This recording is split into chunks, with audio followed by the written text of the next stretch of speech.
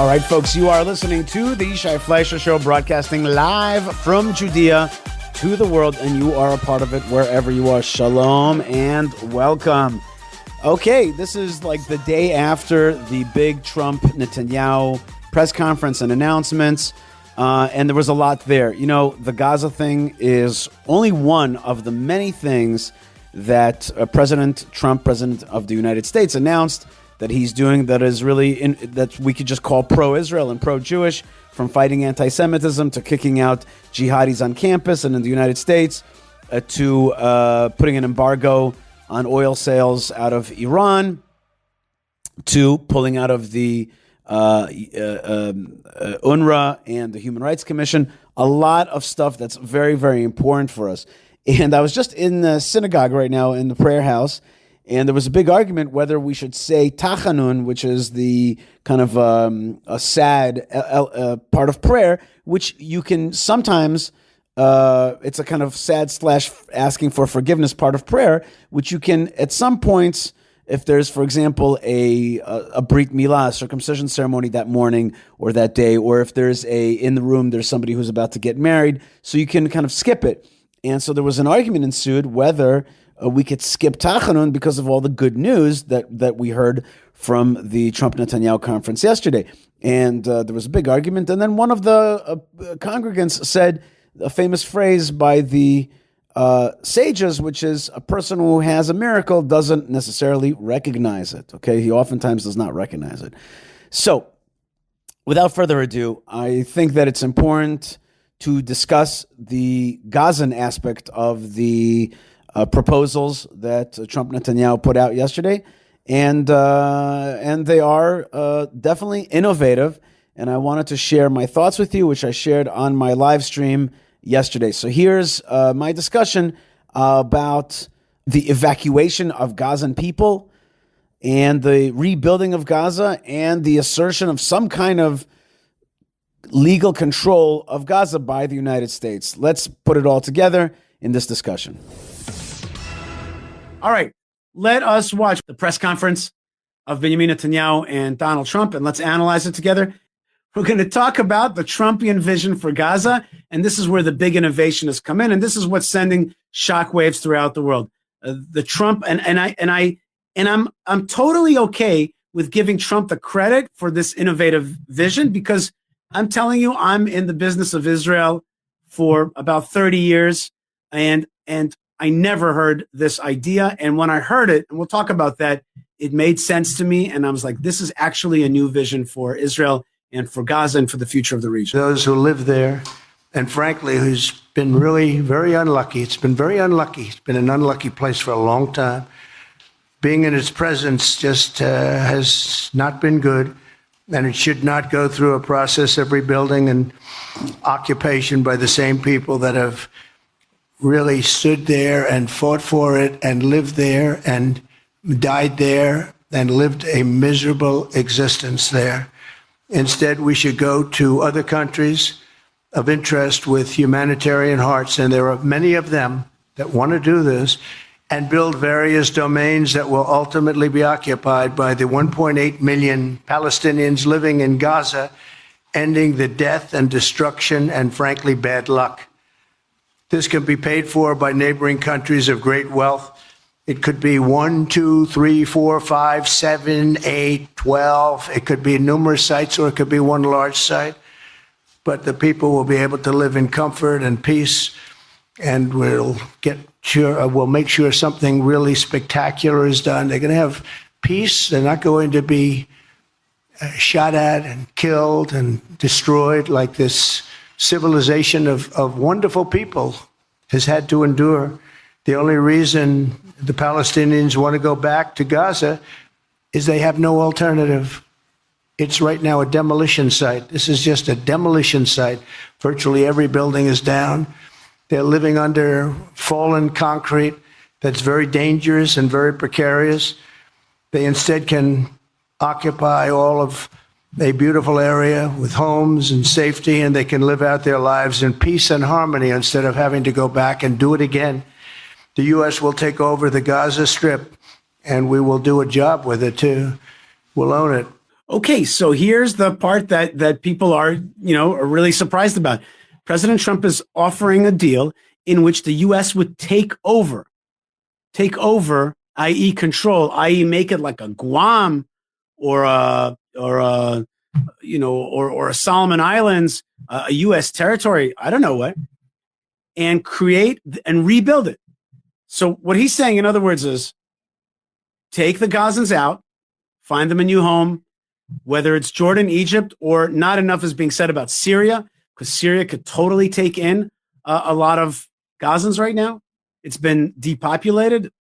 2 million people back in the land is not going to, into Syria, is not going to hurt them. So that's an option. Then the U.S. would come in and they would somehow, some legal mechanism, take control of Gaza.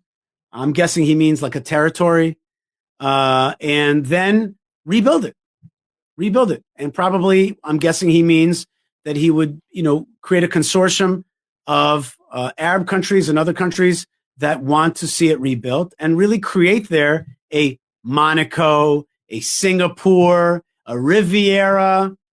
What was the other country that I was thinking about? UAE, a type of like economic zone, a Hong Kong. That's what I really was thinking. Hong Kong, like a type of economic zone where people from the region could live. Obviously, they have to be not jihadists. And so move them out, take it over, clean it up, build it up, bring in people who want prosperity for the region. Now, why would a person like myself even support that for a second? I'm an Israeli ultra-nationalist. Dun, dun, dun. Ultra-nationalist. Sometimes they use that term to try to hurt my feelings. You're an ultra-nationalist. I'm like, yeah, I ultra love my land.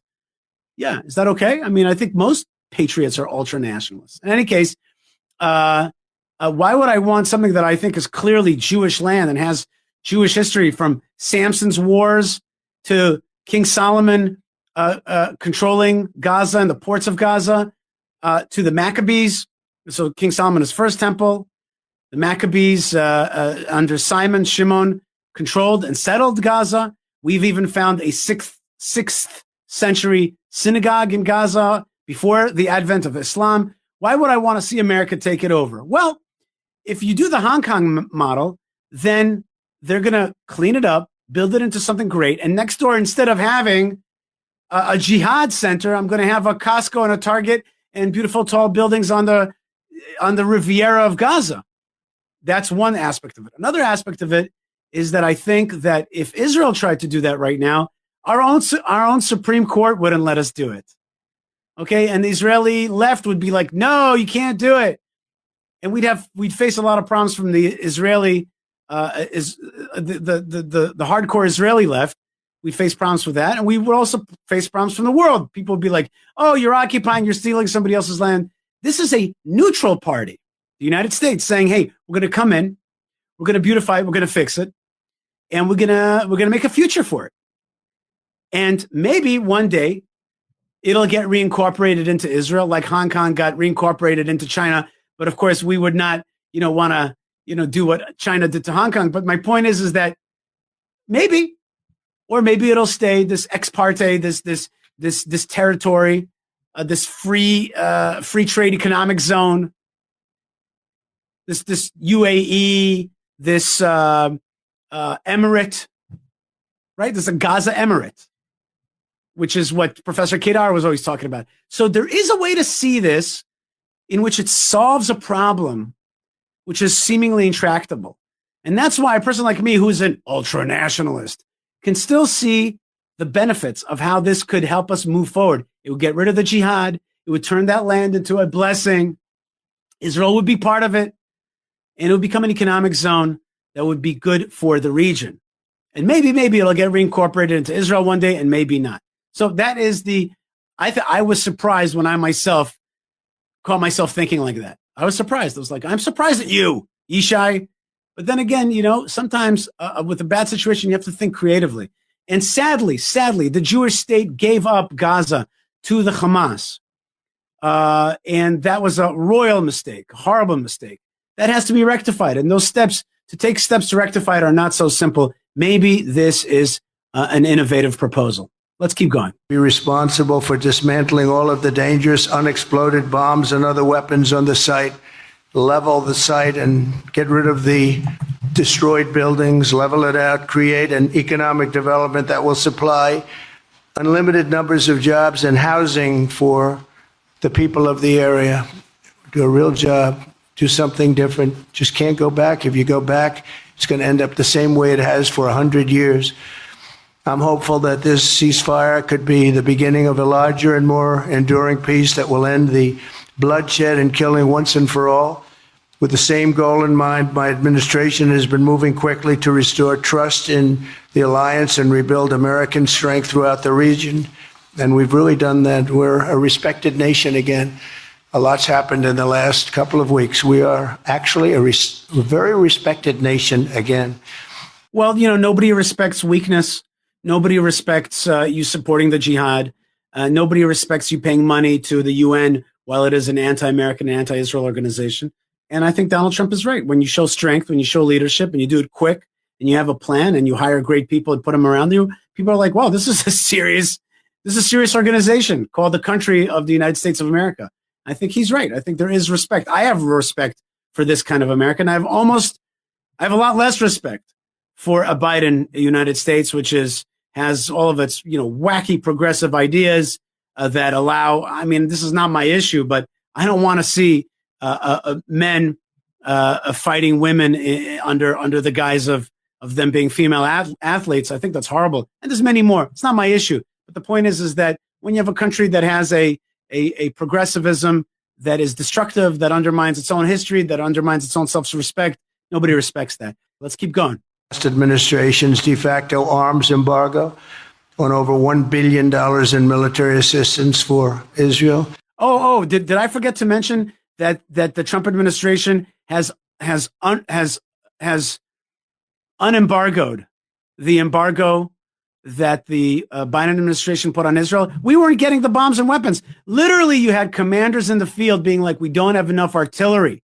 I heard it myself many times. We don't have enough bullets. We don't have enough artillery. Now, we definitely, certainly should create our own artillery. Israel should be independent. But in the meantime, the United States is going to now be selling, not giving, selling Israel $1 billion worth of armament, bombs, and other important things that we need to continue to fight the war. And I'm also pleased to announce that this afternoon, the United States withdrew from the anti-Semitic UN Human Rights Council and ended all of the support for the UN Relief and Works Agency, which funneled money to Hamas and which was very disloyal to humanity.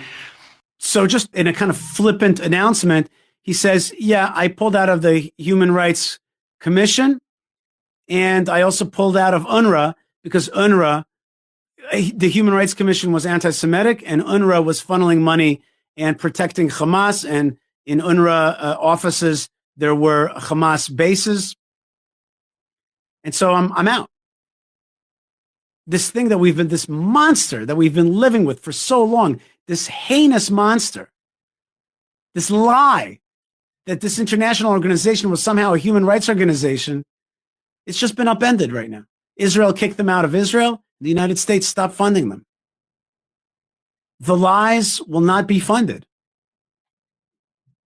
The hate will not be funded. The jihad will not be funded by people who suffer from the jihad. So here's this litany list, which just blows my mind, of accomplishments upending the lies that we were living with for so long. Restore a maximum pressure policy on the Iranian regime, and we will once again enforce the most aggressive possible sanctions, drive Iranian oil exports to zero, and diminish the regime's capacity to fund terror throughout the region and throughout the world. We had no threat when I left office. Iran was not able to sell oil. Nobody was buying oil because I said, don't buy it. If you buy it, you're not doing any business with the United States. And Hamas was not being funded. Hezbollah was not being funded. Nobody was being funded. There would never have been an October 7th.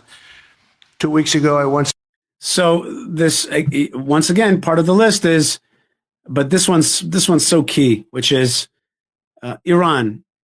That's the head of the snake, the head of, not the head of the snake, the head of the octopus.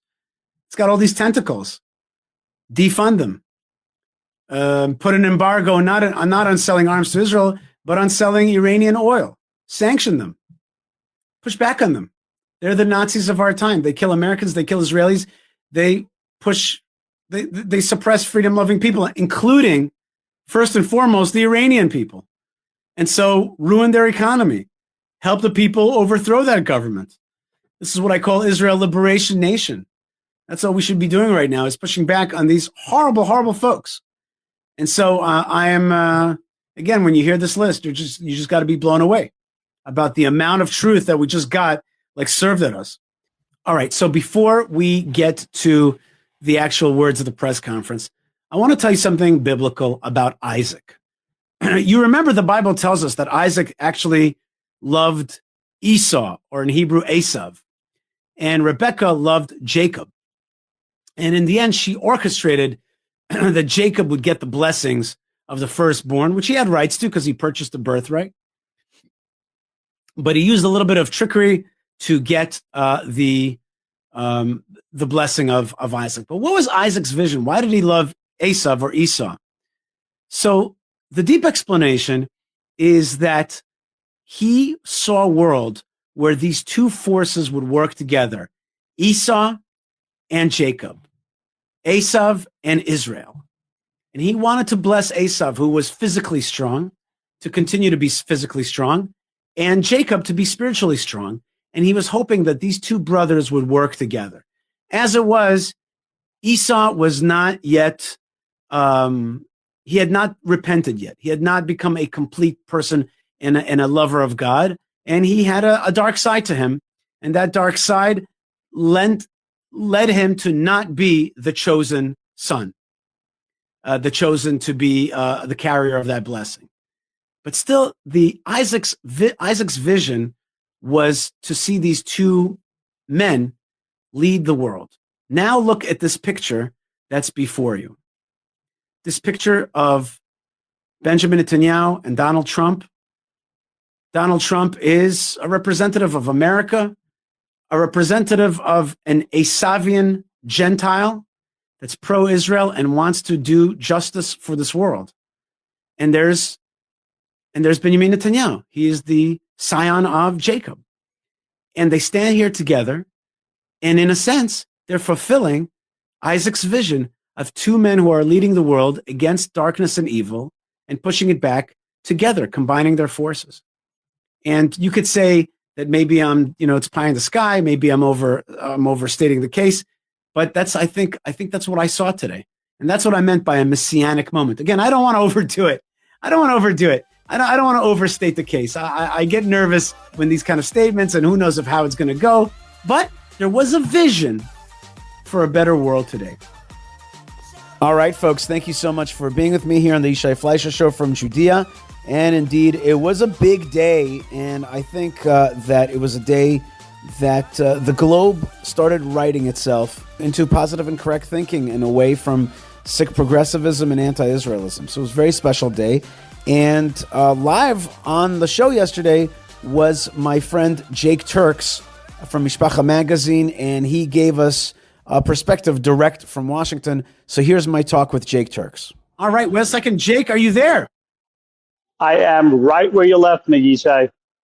It's great to see you and hear you feeling so well. You look like you're better than ever, and that's very important for us. Well, I did go through a big surgery, you're right, and I'm, Baruch Hashem, healing. And one of the things that gives me strength is to broadcast. And I'm so glad that you joined me today. First thing, as we said, you're the senior White House correspondent for Mishpacha Magazine. People don't know Mishpacha Magazine is an ultra-Orthodox newspaper, very colorful. And you just had a cover story 2 weeks ago with Donald Trump. It said Seder Olami Chadash, a new world order. And you show a picture of Donald Trump with a hammer. And where are we catching you right now, Jake? I am at a shared workspace about a block and a half from the White House. There's going to be a briefing in about an hour, so I'm going to be heading back shortly. But I'm always happy to take a few minutes for my good friend Yishai. Were you at this White House press conference? Have you seen Prime Minister Netanyahu and President Trump? Have you seen it yourself? Yeah, I was there, and what a press conference it was. Generally by these, I just got to adjust my tripod over here. It's not, You're doing great. it's You're not doing behaving. great. Thank you. I didn't say I'm not doing great. I was just blaming it all on the tripod over here. So usually by these joint press conferences, the president and prime minister each take two questions, and usually it's like predetermined who they're going to call on. But over here, Trump just kept on going, and he picked out like at least a dozen of us. And they got a little chaotic at times, but it was very interesting. It wasn't as combative as we've come to love from his first term. It's been a lot more respectful on both ends. I think it kind of shows the shift in how media is covering Trump in his second term versus his first term and the 4 years in between. I guess it's more serious now. I guess people take him more seriously in that he won again, and he won with a powerful victory. So I guess that makes sense that the media is like, well, this is what America really wants. We got to listen to him. I'll tell you, from the point of view of a lot of White House reporters, we spent 4 years getting almost zero access to Joe Biden. And the little access we got was very scripted. And so suddenly we're back to Trump, and he's doing a few of these informal press gaggles a day practically. I mean, before the press conference, he did two Oval Office gaggles where he just took questions. So he's been giving a lot more access this term than in his first term. But then when compared to the previous administration, it's night and day. Wow. Okay. Now, Jake, because I'm post-surgery, then last night, instead of staying up for the press conference, I went to sleep. I woke up early and started catching up on it. And listen, I was knocked off my seat with this innovative idea of America helping the Gazans leave, taking it over, rebuilding it, and cleaning it out of jihadism, rebuilding it, and creating this economic zone. You were there to hear it live. What was that like? What was that? Were you able to swallow that? Now I'm asking you both as a reporter and as a Jew. Were you able to like understand this and conceptualize it? Did it make sense to you, or was it just like, this is crazy talk? As a reporter, and this is what I'm hearing from a lot of other reporters, there's this feeling that it could just be a negotiating tactic where he establishes goalposts at one end and then he hopes to meet you halfway. However, even if he does do that, that is assuming that the other side will negotiate in good faith. And we saw 7 years ago, like when Jerusalem was on the table and the Palestinians did not play ball, Israel ended up getting everything and the Palestinians ended up with nothing. So in a sense, this is his way of taking an extreme position and kind of seeing how much he has to dial back, assuming there's someone to dial back with. As a Jew, not only did that not surprise me, but this is something I've been anticipating in a sense, based on what Amos says. V'avdu she'eret Philishtim, Amar Hashem Elokim. That's chapter 1, I think, verse 7 or 8. And Vavdu is generally used as a word meaning, and they will be exiled. So he says that the surviving Pelishtim are going to be exiled from their land. And then in Obadiah, it says that V'yarshu hashvela at the Pelishtim, the Jews of the Shvela are going to settle the lands of the Pelishtim. So it's very clear that the prophets foresaw this. And so I was taken aback at how quickly things have been moving lately, but it's in the script. It's in Hashem's playbook. Right. Okay. Hashem's playbook, God's playbook, that is, that I understand. But what about the idea that America would have a role in rebuilding Gaza and would, in a sense, help break the stalemate of what's the future of Gaza by getting involved? You know, I saw, and maybe you saw it as well, in Donald Trump's eyes, I saw not just a president, but a real estate developer. I saw a man who's like, I heard him say it a few days ago where he was like, it's beachfront property. It's got everything, but it's been turned into a hell. Yeah. I could see in his mind that there's like a place where he's like, I want to see this chunk of land develop and become something like the UAE, like the Riviera, like Singapore, like a reborn place. Did you see that as well? Not only did I see that, but I also picked up those vibes from Steve Witkoff, the special envoy to the region. And he was kind of saying, this is a humanitarian thing. If you leave them where they're at right now, buildings are in danger of collapse. There could be who knows what kind of disease. There's no no infrastructure, no utilities. You can't leave a population to fend for themselves in those kind of settings. So he was saying the humanitarian thing would be to move them out of there, clean up the place, and then reintroduce them once everything's habitable. And he said that's not going to be for at least another 10, 15 years as they're projecting. And you know that when the government puts out such a projection, it's always longer and more costly than what they're assuming it's going to be. So he's saying, look, I mean, they got two choices. Either they work with us or they just live in this really dangerous existence. And then he said, if there was a U.S. city that had even 100th the destruction of what Gaza had, they would clear every person out of that city. So this is the point of view that they're approaching this humanitarian. Right. There's a humanitarian side to this, no question about it. And just yesterday, Jake, I played a video of a Gazan Arab who made it so clear. He's just like, listen, just open the borders. We want out. Just give us the choice. There's another humanitarian principle, which is freedom of movement. I'm locked in this jail because the Egyptians won't let me in. The Jordanians won't let me in. The Gazans want me the Gazan Hamas wants me to stay here. Like, give me my freedom give me my choice. I'm just a human being. I want out of this thing. I don't want to play this game anymore. And it was just a very powerful message. Yeah, I mean, if you're an elitist in Gaza for like $7,000, you can get into Egypt. So, I mean, God bless the elitists. If you're just a regular person who's been unemployed for the past 15 months, lost everything, you can't go in there even if you wanted to, even if they let you. Jake, I want you to just tell me the minute that you have to go. I'm going to keep you on for a little bit longer, but the minute you got to go, you just let me know. And don't worry about it. You could just, as we say, break the fourth wall, say, Yishai, I got to go, no problem. But in the meantime, I'll ask you another question, and that is, Prime Minister Netanyahu went to surgery about a month and a half ago. He had prostate surgery. We don't know exactly the extent. How did he look to you? I mean, he had this team around him, my friend Caroline Glick and Ron Dermer and others. Like what? And I saw Tzachi Hanegbi. I think I saw Minister Tzachi Hanegbi there. Yes. How did he look to you? I mean, he on the stage, he seemed to me like he was beaming. Like this was a real moment for him. Tell me the sense that you got from the Israeli delegation. So as for Bibi himself, like he looked like he was back to his old self. I've seen Bibi at the White House at least half a dozen times. He didn't look any different than any of the previous visits. Maybe he looked, a couple of years older just because of everything that he's been through emotionally, mentally. I don't know how much sleep he's been getting the past year and a half. Right. But otherwise, he appeared in fine form. Mm-hmm. And the rest of the team? The rest of the team, I mean, I'd love to have been a part of that team and to be a fly on that wall and hear how they were perceiving things. But aside from speculation, there's very little that I can add that they couldn't say so much better themselves. Well, you know what? Let me tighten my question. In many ways, one could put the blame of October 7th on the prime minister, right? I mean, he was the prime minister while this thing happened. The buck stops here.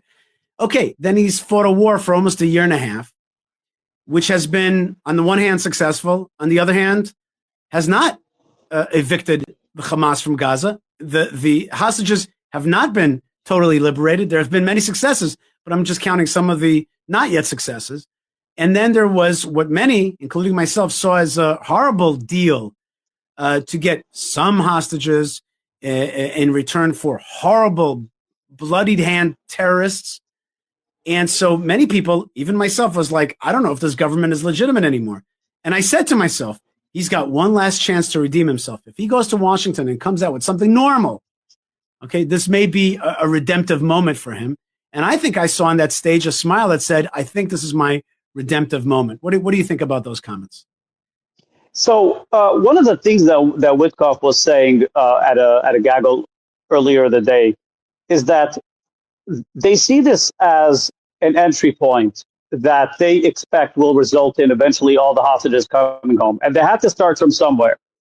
The fact that this was Biden's plan, they felt like I guess it made more sense to take the existing plan that had already been negotiated over than to start something from scratch and take a chance that it would take a whole bunch of months for it to play out. So instead, they just went with what's practical. Look, we have a plan here. We're going to get back a few dozen hostages. We'll start from here, and then let's while this is playing out, let's figure out how to use the momentum to get the job done. In a sense, if you remember the way the Afghan pullout, the Afghan withdrawal of U.S. troops played out, Biden also felt that he was kind of bound to the game plan that Trump had put in place. The difference being that by the Afghan withdrawal, the Biden team was not in touch with the outgoing Trump administration. And so they kind of were winging it. They didn't understand what the bigger picture was, and they messed up. Whereas over here, the Trump people came in saying, okay, we want to know everything you guys are discussing, and we want to work together with you. And so it led to this smooth transition. They're saying, look, this wasn't our idea. This wasn't our call, but we want the people out ASAP. We have to start somewhere. That's where we started. Right. But that also came at a cost. It wasn't just a release of hostages. It was also a release of horrible terrorists and basically a cessation of the war so far. One of the things that's being bandied around here in Israel is that the war is going to start again. And we heard today, Minister of the Treasury, Bezalel Smotrich, saying, I'm glad I stayed in because I did the right thing. And he was kind of gloating over Minister Ben-Gvir, former Minister Ben-Gvir, who left the government and said, like, I can't be part of this deal. But now even Minister Ben-Gvir this morning said on Israeli radio, I think the time might be coming for me to come back in because I see that Prime Minister Netanyahu has secured a better potential deal than we understood when the hostage exchange for terrorist deal was initially announced. So there is a shift of consciousness here in Israel. Folks on the right are seeing that this is coming out better than they expected because at first it was certainly a very unpleasant, bad tasting deal to see all these terrorists freed, not only freed into the world, but also freed into Israeli society, including murderers with 40 murdered Jews on their hands. So it was a rough moment. That's getting fixed today, I think. I get the sense that Israel and Jews in general are still traumatized from the Gilad Shalit deal. Though sometimes we fail to take into account that we've learned a lot of lessons from the Shalit deal that we didn't exactly know as clearly before the Shalit deal. We're in a post-October 7th world right now. So to assume that they're making the same mistakes, I don't think that's what's happening. If they're making other mistakes, perhaps. But essentially, I guess it's a question of, do you want to keep bombing tents for 10 years? Or do you want to say, hey, let's get whoever we can and let's see where that leads us? And so if the Trump administration's vision actually comes to fruition and then eventually get back all the hostages and then Gaza is cleared out of terrorists, all the tunnels are eliminated and then nice housing is put in its place, and then slowly the peaceful Gazans are allowed to trickle back in, then I think you wouldn't be so disappointed about these 1,000, 2,000 released terrorists. It's the price you got to pay. Look at the bigger picture. The question is, if somewhere along the line this stalls, and then we got to go back to war, and now they have a few thousand new operatives on the ground. And let's also be clear about something. These people that have been freed, if you got a guy who's been in prison for 20, 30, 40 years, and he's been released exclusively because of the pressures that Hamas put. I mean, Hamas decides who should be on the lists. These people owe Hamas everything. They're not just going legit. They're not like a mafia guy who's cashing in all his poker chips and saying, okay, now I'm starting a legit car wash. That doesn't happen. So these people are definitely back in the game. Whatever precautions you want to take, they're back in the game. So the question is the game over? Right. I've heard that, and I don't know if it's true. I heard a rumor that the Shabak the Israeli Security Services has already been given an order to eliminate those terrorists. I don't know if it's true or not. But speaking of that, and here's my last question to you. One of the highlights of the war for Israel was the famous beeper attack, the beeper campaign, where beepers throughout South Lebanon held by Hezbollah blew up. Somehow Israel intercepted the purchases of beepers, new purchases, and they got to them first, loaded them with bombs, and it's something of storybooks. And all these Hezbollah fighters lost fingers, some were killed, lost eyes, all kinds of stuff like that. We saw videos of them injured, and it was a masterful attack, and it was also very pinpointed. It scared the Hezbollah. It hurt some of their leadership, and it showed the long arm of Israel. There have been news reports that Prime Minister Netanyahu handed President Trump a golden beeper, and then a regular beeper as well. Did you hear that? Is that true? I think we're seeing the same reports. It would make sense, and it would be such a boss move. Like, there's no better move than that. I mean, who wouldn't want a gold beeper trophy? I mean, Hezbollah wouldn't, but I'm saying someone who's not Hezbollah. Like, I'd love one. Hey, Bibi, if you're watching, get me a beeper, please. Jake Turks. Thank you, Yishai. It's been fun. Fun to be with you. Not only has it been fun to be with you, but very informative. And you are the senior White House correspondent for Mishpacha magazine, and all around a very cool yid. And I want to really thank you very much for joining us and for your awesomeness, and hope to have you on again soon. And thank you very much for reporting from Washington. Thank you, Yishai, and maybe next time in person. Bezrat Hashem. God bless you, Jake Turks, and thank you very much for joining us. My name is David Greco from Nashville, Tennessee. You're listening to the Yishai Fleisher Show. When I get home, I like to kick back with a beer and listen to the Yishai Fleisher Show. Don't be afraid. Yishai Fleisher Show will be right back, so stay tuned.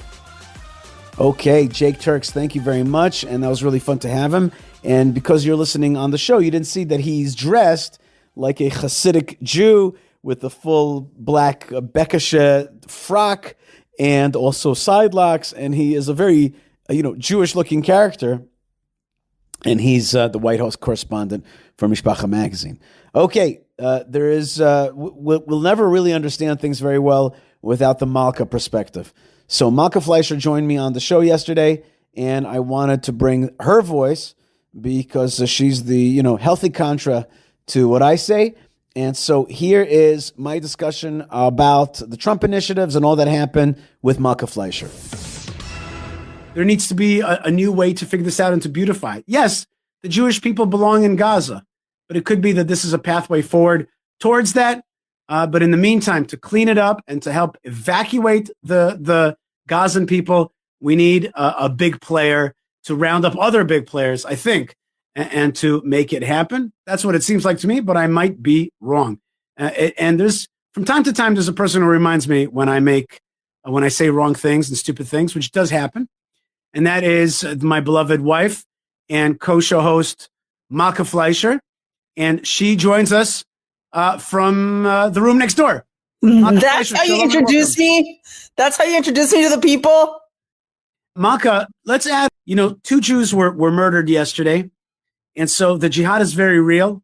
And there's no doubt that Judea and Samaria is the next battleground. You and I live in Judea and Samaria. We have fought for Judea and Samaria. We fight for Judea and Samaria. We have our children in Judea and Samaria. And so the fight is still on. And, one news conference don't make a safe everything. Not like the jihadis aren't like, oh, well, gosh, I mean, there's no doubt that jihadis are going to be defunded, but there's going to be a weakening of the jihad. So let me ask you just about that. Like, what do you see of the future of Judea and Samaria? A lot of people are asking me, like, what's the future of Judea and Samaria? And the news outlets are asking me. They're like, do you see this connected to the story of Judea and Samaria? Yeah, it's definitely connected to the story of Judea and Samaria. As the U.S. president said, we're going to be that's something that's going to be discussed like very, very soon. Before this issue of solving the Gaza quandary came up in terms of the Trump administration, we thought that we were just like going to return to war and keep fighting it out. And maybe that will still happen. Right. It's unclear that might indeed happen. That's right. Right. It still might happen. But before that, what the scuttlebutt in the streets of Judea and Samaria was that the Trump administration was going to be the one under which we stood the best opportunity to really declare our sovereignty in Judea and Samaria. And I don't see why the Gaza issue should prevent that. I think only the very exact opposite. I think that what Trump is signaling is that he is ready to work in partnership. He sees the justice on the Israeli side of things, and he is totally surrounded by an administration of people who are not totally, but almost totally surrounded by an administration which is very pro-Israel on all the levels, like on a security level, on an economic level, and on a spiritual level, which is the most important component of all. Trump mentioned, Yishai, in your video that you played. I think that I didn't see all the segments that you played from his press conference, but you and I watched the whole press conference together, and he was talking about the evil people that he was evicting from the United States, right? Yeah. So I don't know if those people are evil. I know that there are definitely some who are. Well, somebody who hates Israel and hates America and uses the platforms. He was talking about his issues in the United States. But to me, that was like a real blinking light in my eyes, because here you have an American president who acknowledges that there is such a thing as good and evil. He gets it. He understands that it's not like an issue of narratives. Well, you have your narrative and I have my narrative, and these two narratives coexist. He's like, there's good and there's evil. And so that is, those are concepts that we have tried to push out for a long time, that people have to understand that there's good and evil in this discussion. And when you come to the issues of morality, and you come to the issues of what's true and good, and you revert back also to the Bible and to what God really commands for good and evil in this world, then you come back to the story of the Jewish people, and the Jewish people are deeply intertwined with the land of Israel. And when you Lego piece in the Jewish people into the land of Israel, something very good happens for them and for all of you, for all the rest of the world. So I think that Judea and Samaria is like, when we turn the page on this Gaza thing, the next page is Judea and Samaria. And I'm very much looking forward to seeing us get up our guts to finally do what it's taken us 2,000 years to say out loud, which is that the land of Israel belongs to the Jewish people, and it's ours now and forever. Amen. What are you telling reporters, Yishai, when they ask you about Judea and Samaria? I tell them it's a big difference between Gaza and Judea and Samaria. Gaza is we gave it totally away. We kicked Jews out of there. Now it became a total balagan. It needs a big fix. And so it needs a different kind of treatment. Judea and Samaria, we can take it over, control it, govern it right now, and evict the bad guys, let decent people have upward mobility and decency and residency in Israel, and that could be done overnight. And I agree with you also with this Trumpian idea. You can kick out the bad guys. Yes, you can kick out the bad guys. That can happen. I also want to say to you something, Malka, which is, the show is also partially about teaching Torah and teaching about the light of Israel. I want to tell you that today, the stock of Israel, the intellectual stock of Israel and of the God of Israel went up. And you could say all you want about who should control this land. And you could talk about, is this a good plan, not a good plan? But Israel stood up straighter today. And the God of Israel represented better today. And I'm happy just about that. Now, with a little bit of humor, time for a little bit of humor, Malka, there was one more thing that you did like about this plan. Is that right? I don't know what you're about to say. What is it? What did I like? There was something about that. Well, the unspeakable name, the ineffable name. Yes, Target. Let's talk about that. Okay, I know that we have a plan. Why is it just Target? Middle East. There's Walmart, there's Target, and there's Costco. And the Gap. I don't know. There's talk about Riviera. Old Navy? We don't need a Riviera. We need a New Jersey strip mall. That's what we need. Not a strip mall, sweetie. Not a strip mall. One of the big malls, like the Paramus Mall. Yeah, we don't need grand hotels for $150,000. Wait! It's coming to me. The Gaza the great Gaza Dream Mall, right? What I like to call the Gaza Trump Plaza. Yeah, nice.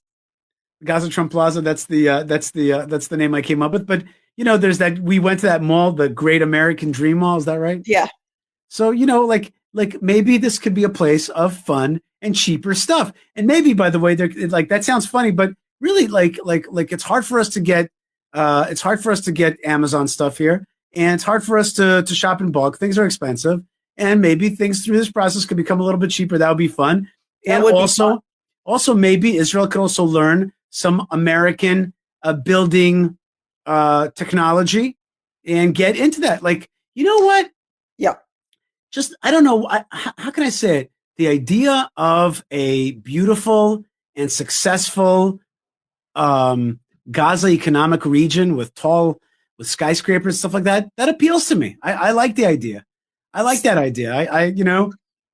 So, we're joking, like you and I are joking about like Costco and Walmart and Target. We're not joking. Please bring those things, okay? But we're like joking about those things. Like we've lived without them for a long time, and that's totally fine. But you are raising something which is not a joke, which is that Israel as a modern state really has some flaws. We love it. We live for it. We raise our kids here. We are proud to be here. We struggle alongside it, under it, over it, the whole thing. But we have what to learn in terms of making a great country after 2,000 years. And this, to me, is like an amazing educational opportunity for us. I am happy that Prime Minister Netanyahu is sitting in the room with Donald Trump so he could see what a strong leader looks like. Now, Netanyahu has done some things that I'm really upset about, some things that I'm totally astounded by and amazed at and think that he's like an epic genius about. But there's been this like wish that he would just be like stronger, in the face of some obstacles.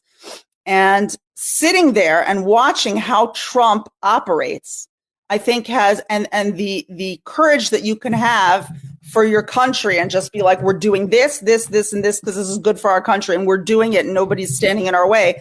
That is good. That is healthy for him to see. Right. That's healthy for a lot of countries, other countries to see too. And in terms of American presence, I guess, on the land of Israel, again, we have to be cautious with that. We really do, because it's the land of Israel, and the land of Israel belongs to the Jewish people, because that's what God said, and that's just what is, okay? And you can't undo that. But that being said, an American presence where they are very, where they have some properties in Gaza and they operate them and they do industry and they do building and they partner with us on some initiatives, that is a real opportunity for us to be learning some things that we're not so great at and that America is great at.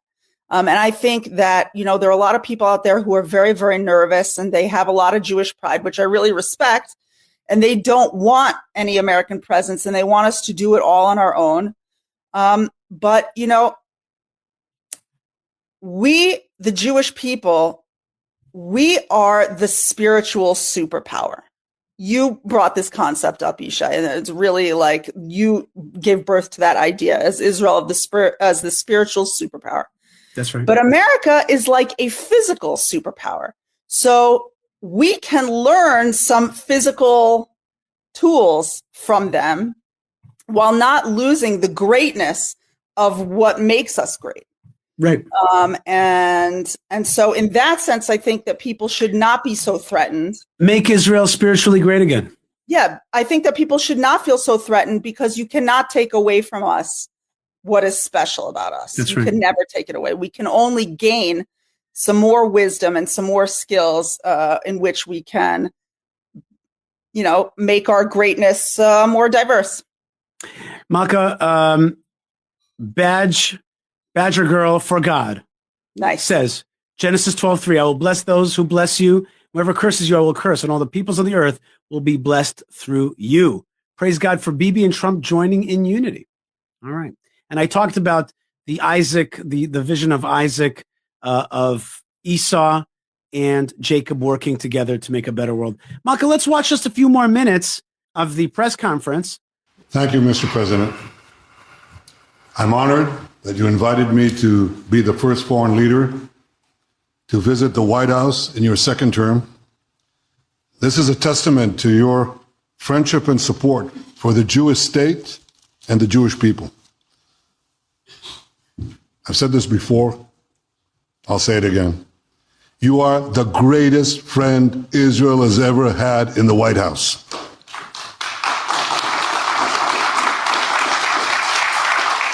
And that's why the people of Israel have such enormous respect for you. In your first term, you recognized Jerusalem as Israel's capital. You moved the American embassy there. You recognized Israel's sovereignty over the Golan Heights. You withdrew from the disastrous Iran nuclear deal. I remember we spoke about it. You said, this is the worst deal I've ever seen. I'm elected. I'm walking out of it. That's exactly what you did. And I think it speaks loudly for just common sense, just looking at things and seeing them as they are. And of course, you also... Malka, and I mentioned before that you said that one of the characteristic traits that you've identified in Trump is that he recognizes evil. He can recognize evil. That's a big deal, actually, because today it's like a skill that we've unlearned, you know? Right. You're not allowed to say evil. Nobody's evil. Everyone just has their story. Brokered the groundbreaking Abraham Accords in which Israel made peace with 4 Arab states. We did this in 4 months. Nothing happened for a quarter of a century, but in 4 months, we were able, working together under your leadership, to have 4 historic peace accords. And now in the first days of your second term, you picked up right where you left off. Your leadership helped bring our hostages home, among them American citizens. You freed up munitions that have been withheld from Israel. They had been withheld from Israel in the midst of a 7-front war for our existence. And you just freed it. You ended unjust sanctions against law-abiding Israeli citizens. You boldly confronted the scourge of anti-Semitism. You stopped funding, as you just said, international organizations like UNRWA that support and fund terrorists. And today, you renewed the maximum pressure campaign against Iran. Ladies and gentlemen, all this in just 2 weeks. Can we imagine where we'll be in 4 years? I can. I know you can, Mr. President. For our part, we in Israel have been pretty busy too. Since the horrendous October 7th attack, we've been fighting our common enemies and changing the face of the Middle East. On that infamous day, Hamas monsters savagely murdered 1,200 innocent people, including more than 40 Americans. They beheaded men, they raped women, they burnt babies alive, and they took 251 people hostage to the dungeons of Gaza.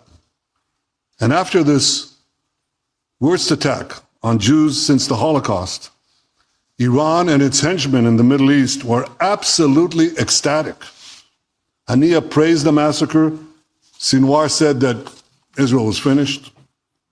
Nasrallah boasted that Israel was, here's what he said, as feeble as a spider's web. Well, Mr. President, Haniya is gone. Sinwar is gone. Nasrallah is gone.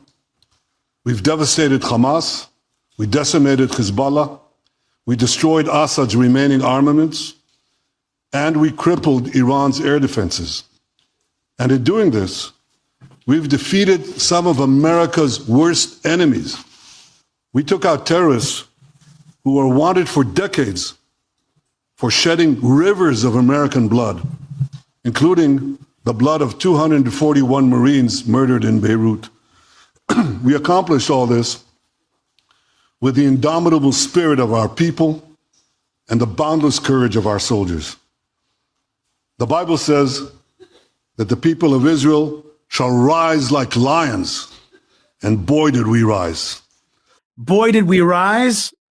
Baruch Hashem. Thank God. That's right. Yeah. Right, I'm with you, Bibi. Sure. Amazing. Great job. The Bible says it, but you have to thank Hashem. You have to pause and thank Hashem. And I don't want to get into much about critique, but really throughout this news conference, there's really not a lot of saying and thank God, because it could have been a lot worse. And Hashem has given us strength. Hashem has given me strength. I mean Prime Minister Netanyahu, and I just had a surgery, and here I am back, Prime Minister Netanyahu. It's important, like great stuff, but put the strength in the arms of He who gave you the strength, and that's God Almighty. The roar of the Lion of Judah is heard loudly throughout the Middle East. Israel has never been stronger, Baruch Hashem, and the Iran terror axis has never been weaker. But as we discussed, Mr. President, to secure our future and bring peace to our region, we have to finish the job. In Gaza, Israel has 3 goals: destroy Hamas's military and governing capabilities, secure the release of all of our hostages, and ensure that Gaza never again poses a threat to Israel. Okay, and I wish Netanyahu would have said originally those goals, and would have said, because if you think about it, goal number 1 and goal number 3 are the same thing. Like, get rid of Hamas, make sure that Gaza doesn't pose any threat. He means that there's no other Hamas there. I get it. But I wish he would have said originally, and our goal is to hold on to this piece of land. But he didn't. He didn't. And that opened up, and that's why even my good friend Ari Abramowitz was surprised a little bit at my position. It's like, listen, we did not articulate a position of holding on to this land fully. And so therefore, President Trump is like, listen, and also, even if we did, we'd have our own Israeli Supreme Court and others who would have stopped us. So comes a third party, a neutral party, and says, I'll take it over. I'll clean it out. I'll build it back up. And it'll be an economic zone, which is what Donald Trump loves to see. And we didn't do it. And here it is. And certainly now at the White House, he's not articulating that Israel is going to control it. I understand that. But in a sense, it's all missed opportunities. We should have never pulled out in 2005. We should always have completely asserted sovereignty over that land. Okay, but now there's a new way to go forward. You always have to balance your biblical and Jewish beliefs with also the realpolitik. And today is better than yesterday. Right. I think that you're making an important point, Yishai, which is a lot of people are really freaked out, actually, because they think to themselves that we're about to lose a piece of the land of Israel to a power that really will take it, meaning to say, like, the Gazans, they are organized and they are large and they have fought wars against us from there, but we can deal with them in a certain way. But America, once America comes in there, like, how are you going to get rid of America? You know what I mean? But if you ask me, it seems to me like this is more of a step in the right direction, meaning to say it's not like, okay, well, America's come in, the end of the story. That's right. I don't think it's the end of the story. I think it's part of the story. And I think that from here, it will be easier for the Jewish people to reclaim their whole land, not harder. We have a super chat from Daniel Donnelly. And the reason I mentioned his last name is because he says, hi from Ireland. Just wanted to say you have my support. Nice try, Yishai. Great fight. Yes, yeah. Sorry about my government. You know what, Daniel? I just want to tell you, no joke. You just made my day. You made my evening here in Israel. Really, you made my evening, and my day was already pretty good. Although yesterday we lost 2 Jews, and I'm mourning them. But today that I saw this Trump Netanyahu vision, I was excited, and I saw strength back to Israel. But you know what? You've made my evening, Daniel, because there's so much hate that comes out of the Irish government and even some of the Irish people. But I know that it's not everybody. And I know there are good people like you, Daniel, who are out there and who are supporting Israel and praying for Israel and want to be partners with Israel and see what God is doing and want to be part of that and see also the common sense knowledge of who's evil and who's not. And that supporting the jihad is supporting evil. And I just want to say that you come out and you gave me 10, pounds of some kind of, I don't know what the Irish currency is, or maybe, I don't know. Do you know what the Thai currency was? Because I've been there, the Irish pound, okay? I knew that, or I knew how to get it in Google. Point is, is that I am just thankful that you have taken the time to listen to us, to share with us your love, your support. And to partner up with us, like be on our team. That's right. But from a place that there's seemingly so much hate. I love that. And right above Daniel was another comment from Faithbox. It says, long live Israel from an Assyrian Iraqi. You see what I mean? You see the power of this platform? The power is that like there's Arabs and there's Irishmen and there's people coming and they're like, no, we stand with you. Don't believe the hype. There's a lot of people that are with us. And I just appreciate that so much. Malka, let's listen for just a few more minutes to Prime Minister Netanyahu, and then we'll start wrapping it up. I believe, Mr. President, that your willingness to puncture conventional thinking that has failed time and time and time again, your willingness to think outside the box with fresh ideas will help us achieve all these goals. And I've seen you do this many times. You cut to the chase. You see things others refuse to see. You say things others refuse to say. And after the jaws drop, people scratch their heads and they say, he's right. Can you pause for a second, Yishai? I am going to pause it, but I also have to say that my producer says that Ireland uses the euro. Whatever, that is a euro sign. I know. And I'm just, bottom line is, God bless you, Daniel Donnelly from Ireland, and from your support. Go ahead, Malka. I just want to say regarding what Bibi just said, the compliments he just gave to Trump.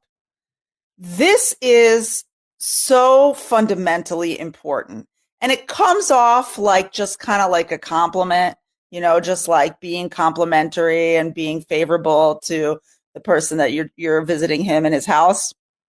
But it is so important. And I wish that people would just like stop and freeze frame this. He goes, well, you'll say the things that other people won't say, and you see the things that other people won't see. And after the jaws drop, then people are like, wow, he's right. And it's like the word that needs to come out from this whole thing is truth. There's truth and there's falsity. And the truth needs to be said out loud. And after all the jaws drop, people are going to go to you, well, they're right. And that's like the pitfall we fall into, unfortunately, so often, which is we are afraid to say the truth. We are afraid to say that the land of Israel belongs to the Jewish people. We are afraid to say that the Jewish people are God's chosen nation. We are afraid to say that Jerusalem is the holy capital of the Jewish people. We're afraid to say that the Temple Mount is ours and that we're going to put up a temple up there. We're afraid to say these things because it looks bad, because it's uncomfortable, because it's going to make other people uncomfortable, because we're not prepared to act on it because of all the things, right? But Bibi is giving a compliment to Trump that I can only bless him that one day we'll be giving him, which is that he sees the truth, he says the truth, and he acts on the truth. Amen. Okay, and we're back here after my discussion with Malka Fleisher. That was very special, and thank you so much for joining me, Malka. And I want to remind everybody out there that there's a way to support what we do, which is buymeacoffee.com/Yishai. Buymeacoffee.com/Yishai. So just buy me a coffee. That would be great. And also fightforisrael.org is a way to support our various projects broadcasting Israel and beautifying Israel. So please check out fight and the number 4israel.org. And also check out hebronfund.org to learn more about the Jewish community of Hebron, its ancient sites, and how we could beautify it and strengthen it today, and how you could tour it at hebronfund.org. Great.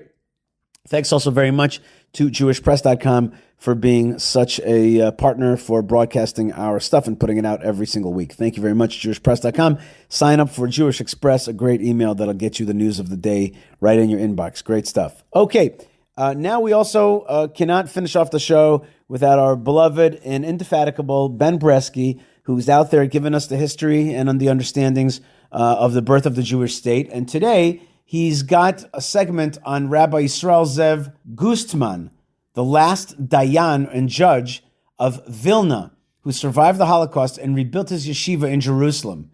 He was also a partisan fighter, and his daughter now runs the yeshiva. Ben Bresky's got that very interesting story about the end of Vilna and the rebirth of a yeshiva in the land of Israel. Ben Bresky, take it away.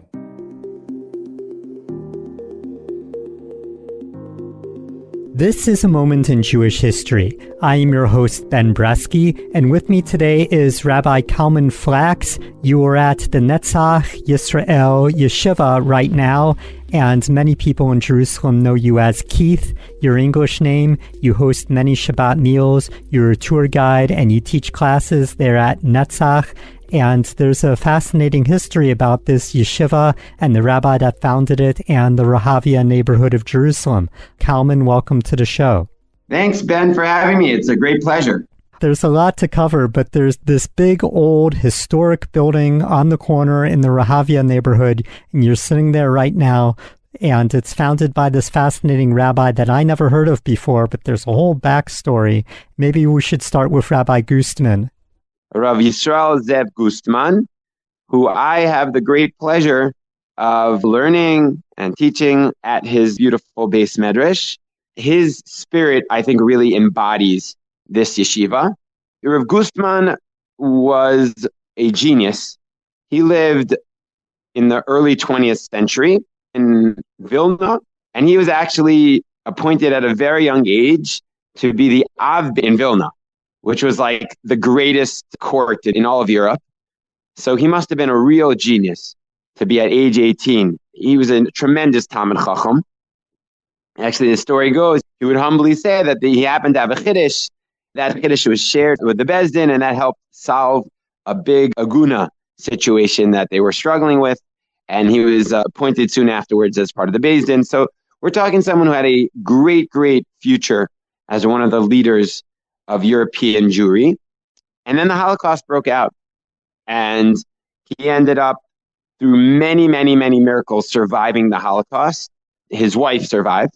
Somehow, miraculously, though, he was able to survive the war and rebuild his life, and eventually ended up coming here to Rehavia and founding the yeshiva. It's someone who I could tell you dozens of stories about, but it's someone who I felt very connected to.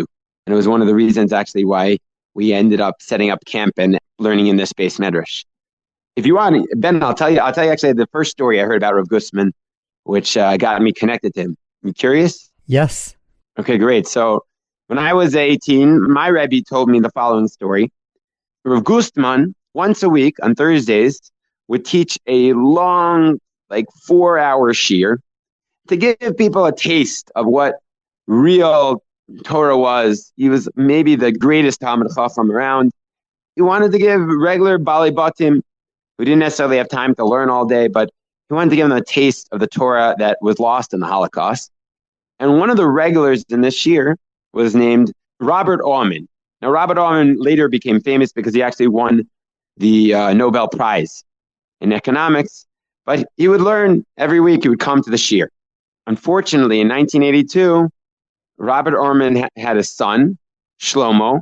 He died in that Lebanon war, fighting for Am Yisrael.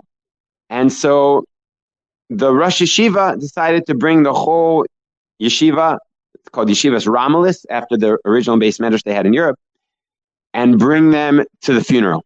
The whole yeshiva to show their respects. And as Rav Gustman is walking out of the cemetery, he looks around and says, they're all holy. Everyone's holy. And the people around said, everyone? Really, even the secular guys? And he says, yes, Kulam Kadoshim, they're all holy. And he decided he'd bring the whole yeshiva to the Shiva house. And so at a certain point, Rabbi Norman was a little uncomfortable. He said, Rebbe, you've done enough. Everyone can go back to the yeshiva. I don't want to mevatel anyone's Torah. And Rav Gustman stood up, and he spoke both in Yiddish and Hebrew. He wanted to make sure everyone understood. And he said, listen, I have to share something that I haven't shared with others. When I was escaping the Nazis, I had a child. His name was Meir, and he was the sweetest boy you'll ever know. And we tried to escape the Nazis in every which way. But at the end of the day, they grabbed him from my hands, and they killed him in front of my eyes. And it was the hardest day you could imagine.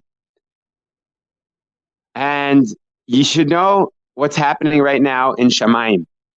Your Shlomo is coming up to the heavens. And my Meirke, my little boy, is greeting him up there in the heavens.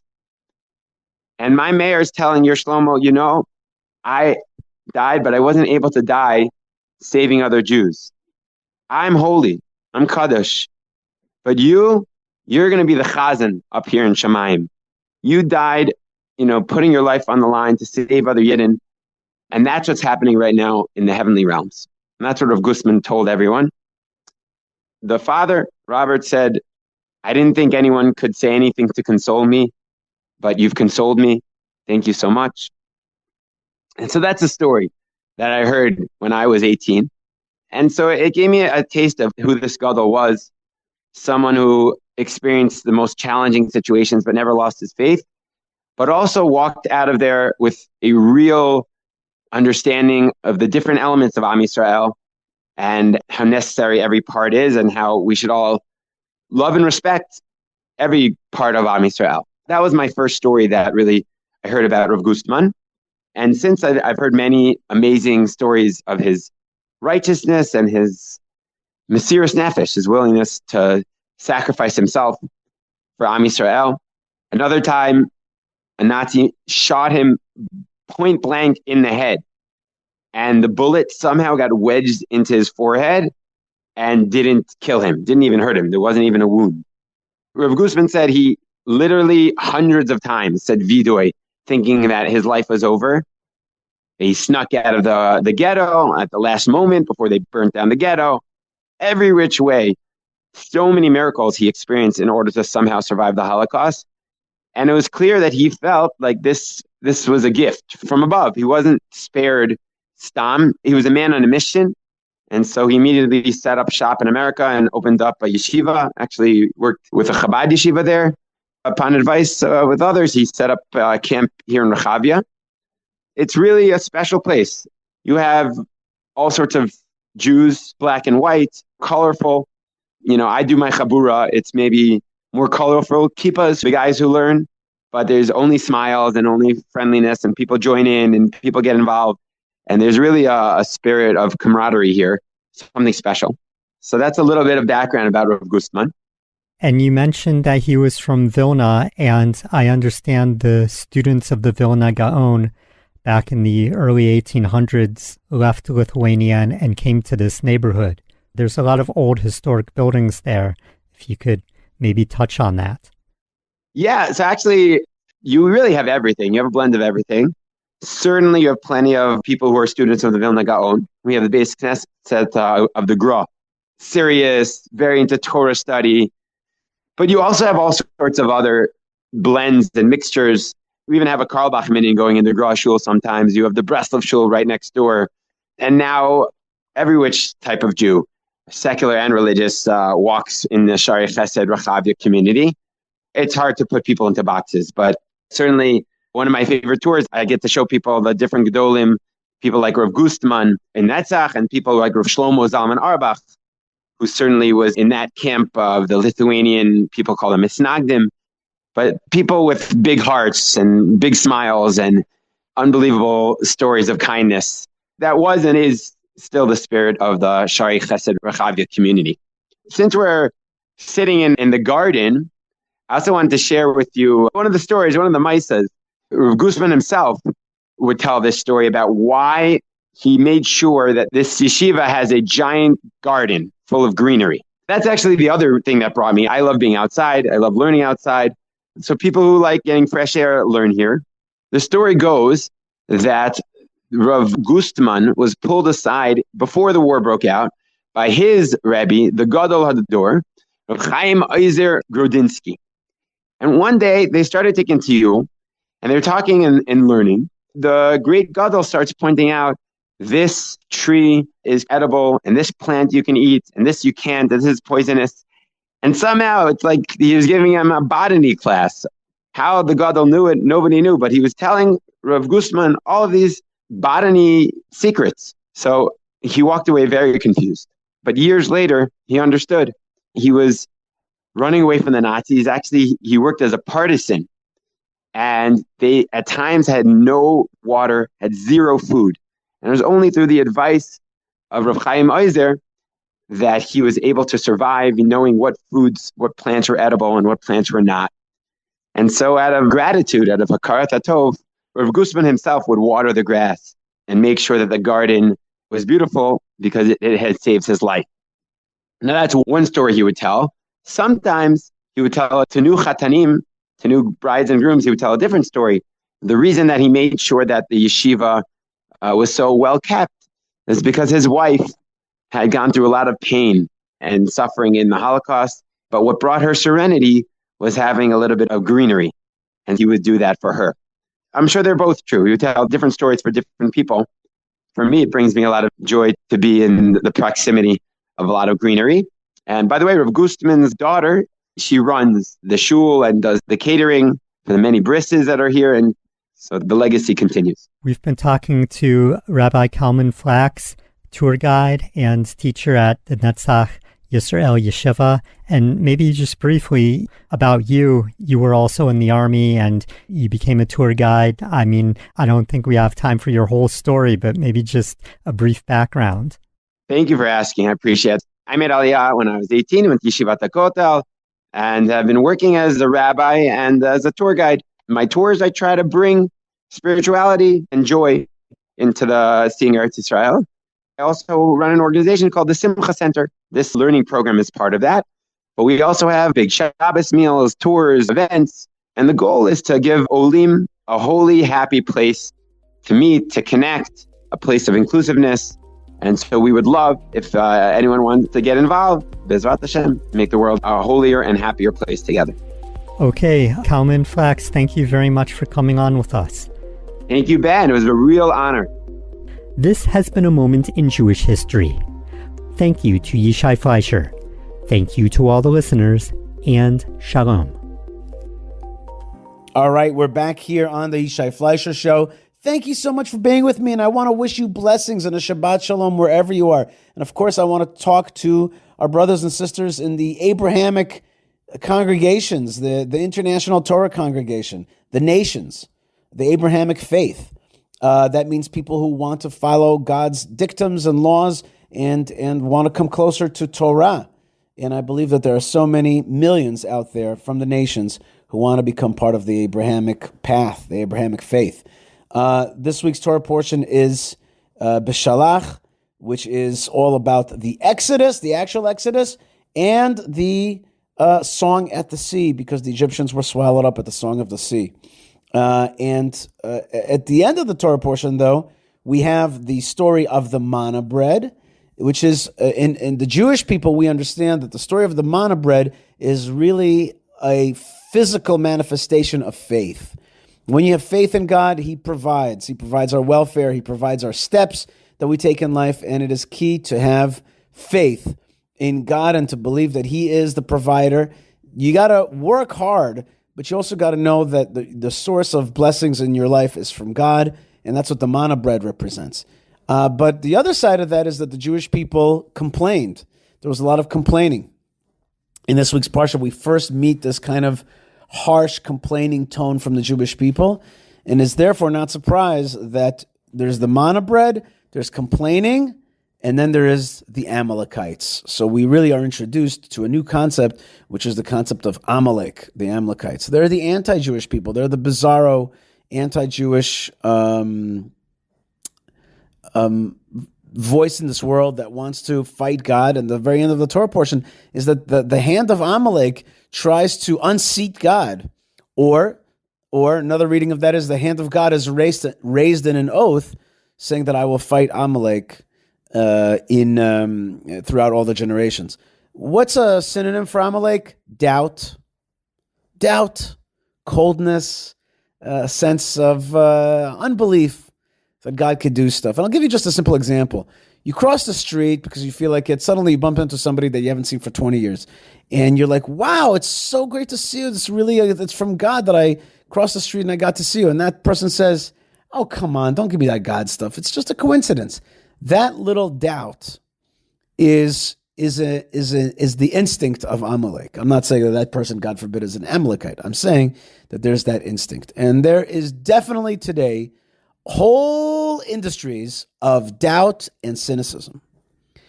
And that's why here in this show, we say Zionism, not cynicism.